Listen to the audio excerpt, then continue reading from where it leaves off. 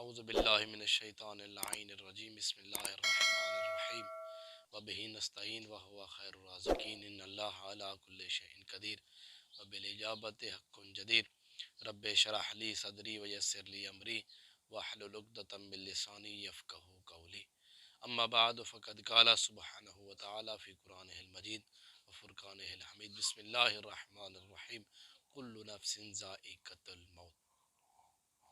سب سے پہلے دعا کرتا ہوں کہ رب کائنات سے تمام امت مسلمہ کی خیر فرمائے، تمام مومنین کرام کو اپنی حفظ و امان میں رکھے، اور جو مومنین کرام سفر پر زیارات مقدسہ کے لیے گئے ہوئے ہیں، اللہ تمام کے سفر کو آسان فرمائے، تمام کے سفر کو خطا فرمائے، تمام کو اپنی حفظ و امان میں رکھے۔ واجب القدر سامعین کرام، میں نے آپ کے سامنے اللہ کے لا ریب اور بے عیب کلام کی ایک چھوٹی سی آیت تلاوت فرمائی ہے، جو آیت ہر بچے، بڑے، بزرگ، مرد، عورت کو یاد ہے۔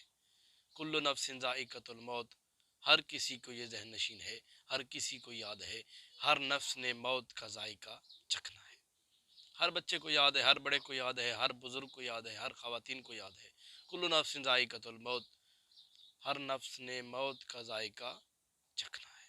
اور یہ بھی ہے ان للہ و انا الیہ راجعون، کہ اللہ نے ہمیں بھیجا ہے اور ہم اللہ کی طرف واپس پلٹائے جائیں گے۔ تو دیکھنا یہ ہے کہ کل نفس ذائقۃ الموت، کہ ہر نفس نے موت کا ذائقہ چکھنا ہے، تو ہم موت سے غافل کیوں ہیں؟ ہم موت سے دور کیوں ہیں؟ ہم موت کو یاد کیوں نہیں کرتے؟ ہم ہر وقت پروردگار کو یاد نہیں کرتے۔ اگر اس موت کو ہم یاد کر لیں تو دو چیزیں ہمارے اندر ہو جائیں گی، ہمارے اندر ذہن نشین ہو جائیں گی، ہم اپنے اندر اس کو عادت کی طرح وتیرہ بنا لیں گے۔ کیا کہ ایک، یہ موت کو یاد کرنے سے ہم اللہ کو یاد کریں گے، دوسرا موت کو یاد کرنے سے ہمارے سے گناہ سرزد نہیں ہوگا۔ ہر کسی کو پتہ ہے کل نفس ذائقۃ الموت، ہر نفس نے موت کا ذائقہ چکھنا ہے۔ تو یہ ذائقہ کس طرح ہوگا؟ یہ ذائقہ میٹھا ہے یا ذائقہ کڑوا ہے؟ مولا متقیان سے سوال کیا گیا، مولا یہ ذائقہ جو ہے، ہر نفس نے موت کا ذائقہ چکھنا ہے، یہ ذائقہ میٹھا ہے یا ذائقہ کڑوا ہے؟ تو مولا نے فرمایا یہ ذائقہ میٹھا یا کڑوا ہونا یہ آپ کے اعمال پر ڈیپینڈ ہے، کہ آپ کے اعمال پر منحصر ہے۔ اگر آپ کے اچھے اعمال ہیں تو یہ ذائقہ میٹھا ہوگا، اگر آپ کے برے اعمال ہیں تو یہ ذائقہ کڑوا ہوگا۔ تو ہم یہ آیت کے ہوتے ہوئے بھی، اس آیت کے ہوتے ہوئے بھی ہم پھر بھی موت کو یاد نہیں کرتے، موت سے دور ہیں، موت کو ہم نے کبھی یاد ہی نہیں کیا۔ ہاں، اگر کسی کا عزیز فوت ہو جائے تو ہم جب اس کی تعزیت کے لیے جاتے ہیں تو تعزیت کرنے کے بس 2-3 منٹ بعد پھر بھی دنیا کی باتیں کرنے لگ جاتے ہیں۔ کیوں؟ ہمارے اندر دنیا کی لذات رائج ہو چکی ہیں، ہم نے اپنے اندر دنیا کی لذات کو رائج کر دیا ہے۔ دنیا کی لذات میں آ کر، دنیا کی خواہشوں میں آ کر ہم نے اللہ کو بھلا دیا، ہم نے موت کو بھلا دیا۔ دیکھیے، میں آپ کے سامنے ایک شداد کا واقعہ بیان کرتا ہوں کہ شداد کون تھا۔ وہ شداد جس نے پوری دنیا پر حکومت کی تھی۔ تو اللہ نے حضرت اسرائیل سے پوچھا، اسرائیل کہ تو لوگوں کی روح قبض کرتا ہے، مجھے تو بتا کبھی کسی شخص پر تجھے ترس آیا ہے؟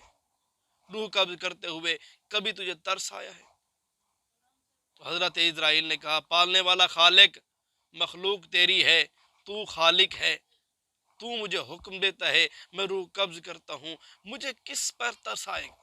تو پھر رب کائنات نے فرمایا، اسرائیل پھر بھی بتا کبھی تجھے کسی پر ترس آیا؟ تو اسرائیل نے کہا، پالنے والا خالق، تو میرا مالک ہے، میں تیرا بندہ ہوں، تو مجھے حکم دیتا ہے، میں تیرے حکم کی تعمیل کرتا ہوں، مجھے کسی پر کیوں ترس آئے گا؟ پھر تیسری مرتبہ رب کائنات نے کہا، اسرائیل بتا تو صحیح کبھی تجھے کسی پر ترس آیا ہو؟ تو حضرت اسرائیل نے کہا، ہاں پالنے والا خالق، دریا میں ایک کشتی جا رہی تھی، طوفان آیا، کشتی ساری الٹ گئی، ایک تختے پر ایک عورت تھی، تجھے اللہ نے کہا تھا کہ ساروں کا روح قبض کر اس عورت کو چھوڑ دے۔ میں نے ساروں کا روح قبض کر دیا، پھر واپس پلٹا تو دیکھا اسی عورت نے اسی جگہ پر ایک بچہ پیدا کیا ہے۔ تو جو خالق نے کہا تھا کہ اس بچے کو چھوڑ دے، اس عورت کا روح قبض کر لے، پالنے والا خالق مجھے اسی وقت اس بچے پر ترس آیا کہ یہ چھوٹا سا بچہ ہے، دودھ پیتا ہے، اس کی والدہ اس کے ساتھ ہے، اگر وہ دودھ دے گی تو بچہ بڑا ہوگا، اب میں والدہ کا روح قبض کر لوں، بچے کا روح قبض نہ کروں۔ مجھے اس بچے پر ترس آیا کہ اس بچے کا کیا حال ہوگا۔ اب پروردگار نے کہا اسرائیل تجھے اس بچے پر ترس آیا ہے نا، اب میں تجھے بتاتا ہوں کہ میں نے اس بچے کے ساتھ کیا کیا ہے، اس بچے نے میرے ساتھ کیا کیا ہے۔ پھر حضرت اللہ نے کہا اسرائیل سن، میں نے ایک پرندے کو طاقت دی کہ وہ پرندہ اس بچے کو اٹھائے اور گوشت خور شیرنی کے پاس چھوڑ دے جو گوشت کھاتی ہے۔ تو اس پرندے نے اس بچے کو اٹھایا اور شیرنی کے پاس چھوڑ دیا، شیرنی نے اسے دودھ پلایا، دودھ پلاتی رہی، بچہ وہ بڑا ہو گیا، چلنے کے قابل ہو گیا۔ میں نے اس بچے کے ذہن میں ڈالا کہ دریا کے کنارے جائے، وہ دریا کے کنارے آیا، ایک قافلہ آ رہا تھا جو کسی ملک کو واپس جا رہا تھا، میں نے اس قافلے والوں کے ذہن میں ڈالا کہ دریا کے کنارے جائیں، وہ دریا کے کنارے گئے اور اس بچے کو اٹھا کر اپنے بادشاہ کے پاس لے گئے۔ تو بادشاہ تھا وہ بے اولاد تھا، تو اس نے اسے اپنا بیٹا بنا لیا، بیٹا بڑا ہوتا ہوتا جوان ہو گیا۔ اب بادشاہ نے یہ کہا کہ میرے بعد کوئی جانشین تو ہونا چاہیے، میرے بعد کوئی بادشاہ تو ہونا چاہیے۔ اس نے اس بیٹے کو وہ اپنی جگہ پر مقرر کر دیا، ایک جانشین ٹھہرا دیا، بادشاہ مقرر کر دیا۔ کچھ عرصے کے بعد بادشاہ فوت ہو گیا۔ جب بادشاہ فوت ہو گیا نا تو اس بچے کے پاس اتنا سارا پیسہ تھا، اتنی دولت تھی، دھن دولت تھا، دھن دولت میں آ کر، دنیا کی لذات میں آ کر اسرائیل سن، اس بچے نے کہا انا ربکم الاعلی، میں تمہارا رب ہوں۔ اسرائیل میں نے اس بچے کے ساتھ کیا کیا اور اس نے میرے ساتھ کیا کیا۔ پھر اللہ کے نبی آتے گئے اسے بتاتے گئے، تو اپنے آپ کو رب کہلاتا ہے، تو کہتا ہے میں تمہارا رب ہوں۔ رب تو وہ خالق ہے جس نے پوری امت کو خلق کیا ہے، جس نے پورے انسانوں کو خلق کیا ہے، جس نے ہمیں بھی خلق کیا ہے، جس نے تمہیں بھی خلق کیا ہے اور واپس بھی اپنی طرف پلٹائے گا، پھر آخر میں سزا اور جزا دے گا، جنت بھی دے گا، جہنم بھی دے گا۔ وہ نہیں مانتا تھا کہ ہاں کون سی جنت ہوگی، تو انہوں نے کہا جنت ہوگی جس میں ہیرے جواہرات ہوں گے، جس میں موتی اور سونے ہوں گے، جس کے نیچے نہریں جاری ہوں گی۔ تو شداد نے کہا اگر وہ جنت ہوگی تو میں خود بھی جنت تیار کر سکتا ہوں۔ تو اس نے خود اپنی جنت بنانا شروع کر دی۔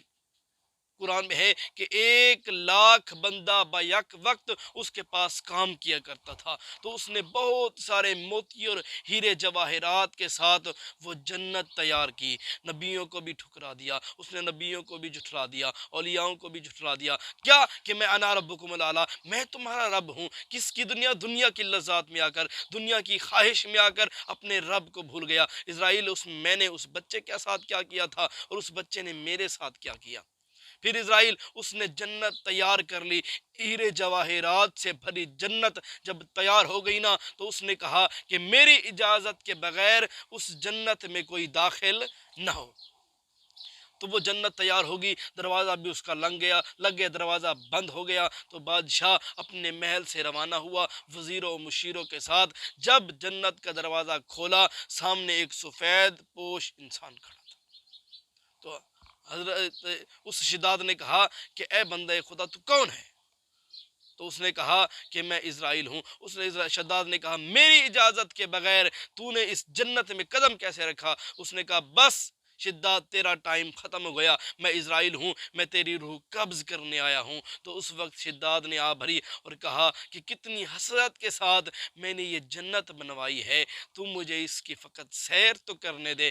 اسرائیل نے کہا نہیں بس اب تیرا ٹائم ختم ہو گیا۔ شداد نے کہا اگر سیر نہیں کرنے دیتا فقط ایک نظر تو گھمانے دے۔ تو اسرائیل نے کہا نہیں تیرا ٹائم ختم ہو گیا۔ شداد کی نیچے اترنے کی دیر تھی تو حضرت اسرائیل نے اس کا روح قبض کر لیا۔ تو دیکھیے جب شداد جیسا بندہ اتنی بہت بڑی ہیرے اور جواہرات کے ساتھ بھری جنت تیار کر کے بھی اس کی سیر نہ کر سکا تو ہم کون ہیں؟ تو آخر میں کہتا ہوں جب آمد مرسل نہ رہے تو کون رہے گا؟ یہ دنیا کی لذات میں آ کر، دنیا کی خواہش میں آ کر ہم نے موت کو بھلا دیا ہے، ہم نے موت کو یاد کرنا چھوڑ دیا ہے۔ تو ہمیں چاہیے جس طرح ہم اپنی دنیا کی خواہشات کو یاد کرتے ہیں، دنیا کے کام کاجوں کو یاد کرتے ہیں، تو اس طرح موت کو بھی یاد رکھا جائے، کیونکہ اگر ہم موت کو یاد کریں گے تو دو گناہ ہم سے سرزد نہیں ہوں گے۔ پہلا یہ ہے کہ ہم خدا کو نہیں بھول سکیں گے، دوسرا یہ ہے کہ ہم گناہ بھی نہیں کریں گے۔ کیوں؟ کیونکہ ہمیں موت یاد رہے گی۔